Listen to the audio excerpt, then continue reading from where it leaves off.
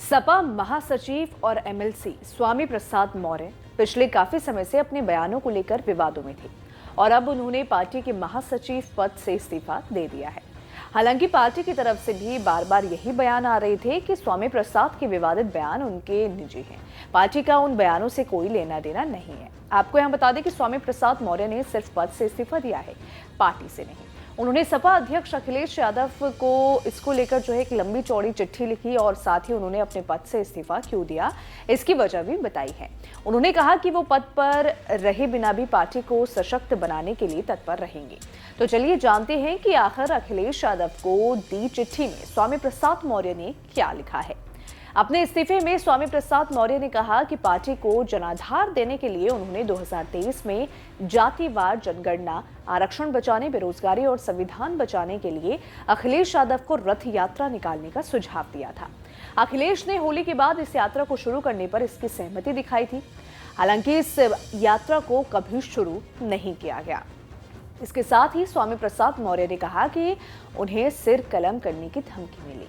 स्वामी प्रसाद मौर्य ने कहा कि मैंने ढोंग, ढकोसला, पाखंड और आडंबर पर प्रहार किया तो यही लोग फिर इसी प्रकार की बात कहते नजर आए।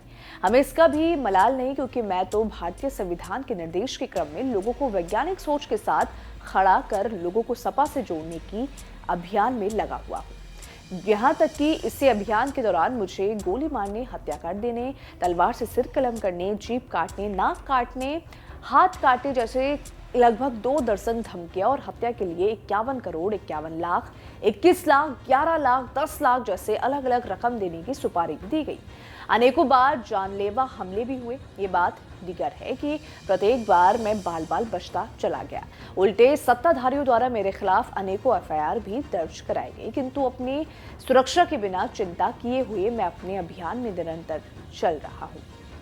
आपको यहाँ बता दें कि इतने ही नहीं, अपने पद से इस्तीफा देने के दौरान उन्होंने पार्टी में भेदभाव के गंभीर आरोप भी लगाए हैं।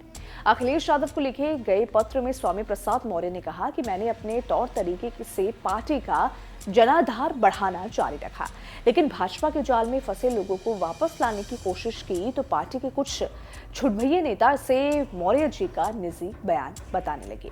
स्वामी ने आगे कहा कि मैं सपा का राष्ट्रीय महासचिव हूं, लेकिन मेरा बयान निजी हो जाता है, लेकिन अन्य राष्ट्रीय महासचिव के बयान पार्टी का बयान हो जाते हैं। ये हैरानी की बात है। उन्होंने पत्र में कहा कि अगर महासचिव के पद में भी भेदभाव है तो मैं इस पद का त्याग करता हूं। आप सभी को बता दें कि 2 जनवरी 1954 को प्रतापगढ़, उत्तर प्रदेश में जन्मे स्वामी प्रसाद मौर्य कोयरी ओबीसी समुदाय से हैं। इनका ओबीसी वर्ग में बड़ा जनाधार माना जाता है। यूपी के कुशीनगर के पडरौना विधानसभा सीट से साल 2009 में उपचुनाव जीतने के पहले ही मायावती सरकार में वो साल 2007 में मंत्री बन चुके थे। वो बसपा के कद्दावर नेताओं और बसपा सुप्रीमो और पूर्व मुख्यमंत्री मायावती के खासम खास माने जाते थे। साल 2009 में आरपीएन सिंह के लोकसभा चुनाव जीतने के बाद हुए उपचुनाव में उन्हें जीत हासिल हुई। वो पडरौना सीट से बसपा के टिकट पर जीत हासिल करने के बाद बसपा की सरकार में पंचायती राज और सहकारिता मंत्री भी रहे। इसके पहले वो साल 2002 और साल 1996 में डलमोग से 2 बार विधायक रहे हैं। इसको लेकर आपकी क्या राय है? आपका क्या कहना है? अपनी राय हमें कमेंट सेक्शन में जरूर बताइएगा। वीडियो पसंद आए तो वीडियो को लाइक, शेयर करना ना भूलें। धन्यवाद।